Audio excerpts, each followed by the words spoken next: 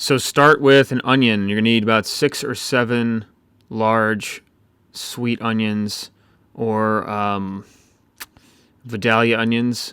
And what I like to do when I make French onion soup is a radial cut, and it could be a pretty horrible radial cut as I demonstrate here, or it can be a good radial cut. Look at that. See, I just took my hand right off the onion. So just be careful with your knuckles and space them accurately, and you should have a nice, consistent chop. It doesn't really matter too much how uniform they are because they're going to kind of just all cook down. So don't drive yourself crazy, but look how many onions that is. It really is a lot, and when it all begins to release its moisture and cook into caramelized onions, you'll see a huge reduction in the amount of space that it takes up. That being said, you definitely do want to grab one of the largest pots you have to do this so you give yourself plenty of room to cook them and stir them as well, especially at the beginning of the process. So I did about 3 tablespoons of olive oil in here, about 4 tablespoons of Kerrygold butter, nice butter. You could use crappy butter if you want. And then make sure when you dump all the onions in, you block the entire frame of the screen. So yeah, just stir them. We're about medium-high heat here, and we're just coating all of the onions with oil and butter. And then once they're coated and a little bit wet from the evaporated moisture, you can begin to work in some plain white sugar. So just keep cooking them down, and they're going to release a ton of moisture, which will make it a little bit more difficult to establish a fond on the bottom faster than if you had a vessel that was spread out more and the onions weren't all stacked and kind of retaining the liquid. But it's okay. It just takes a little bit longer depending on the pot you use. And once you do have a little bit of brown fond, you can begin to... With the terrorists, you have to take out their families. When you get these terrorists, you have to take out their families. They care about their lives. Don't kid yourself. But they say they don't care about their lives. You have to take out their families. Whew, I was listening to a podcast, and that's what came up, and it was scary. I totally forgot he said that. And, well, now I remember again, unfortunately.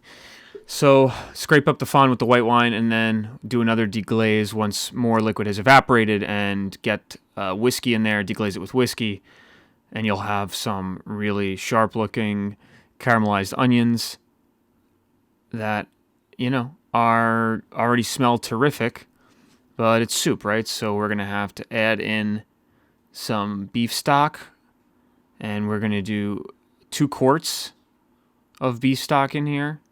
So two big old quarts of beef stock, followed by bay leaves and thyme, a little package of thyme, 2 bay leaves or so, depending on how gigantic they are, and then 6 cloves of garlic, because I generally put a lot of garlic in everything.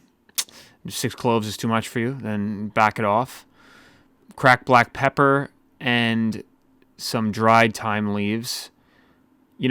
Salt could go in now or it could go in at the end. I would just kind of add and I would let it reduce first and then add the salt to see how much you actually need when it comes to the end.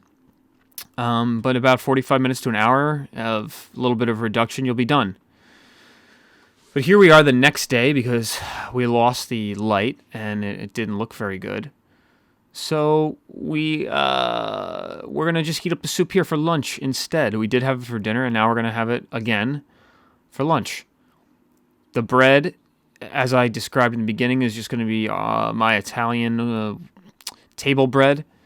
But I just threw some dry thyme leaves in there, and I omitted Parmesan and Italian herbs.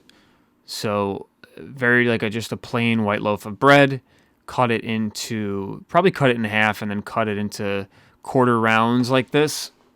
And, it's nice and spongy. Oh, yeah, I put a potato in here, right? Because it's a Irish onion soup. And then finally the Kerrygold Dubliner cheese, which is in some ways reminiscent of Parmesan, but it dries out really nice on top and creates this incredible crust on top of the soup. So this is, obviously Swiss is the way to go in terms of French onion soup, but this does the trick for me. when we make it at our house. Just throw it back on the Silpat that you used last night because it's going to be so hot in the oven that all the germs will die, and you don't have to worry about how dirty the sheet pan is. Place the bread on top. You don't need to soak it in because it's gonna soak no matter what, and steam more and get the bread wet, but not wet to the point where it's disgusting, like a hot dog that you got wrapped up at a store with sauerkraut on it, and it's just like a disgusting wet mass of bread. That's not what this is like at all. You got your broiler going, throw it directly under the broiler depending on the orientation of your broiler, and then for me I have to keep spinning this round and round. And if I had the whole thing covered with cheese, obviously none of the bread would get crispy or burnt up a little bit, which it actually tastes very good with the sweetness of the French onion soup. Despite the fact that it's really, really crusty, and you can see it's kind of almost singeing the edges. But if you had cheese just covering the entire thing, which I don't prefer, I like the little bit of liquid on the sides, then you could, you would just have, I don't know, bread that's a little less cooked. There you go. That's it. Look at that nice golden, absolutely golden, almost orangey cheese on top. And that is like a hard crust.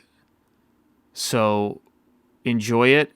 Get a whole bite of the bread with the soup. And the soup it should, if you've portioned it correctly, it should end just as you're having the last bite if the bread begins to soak all the soup up, which is my intent. And enjoy this one because it's getting near fall, winter time.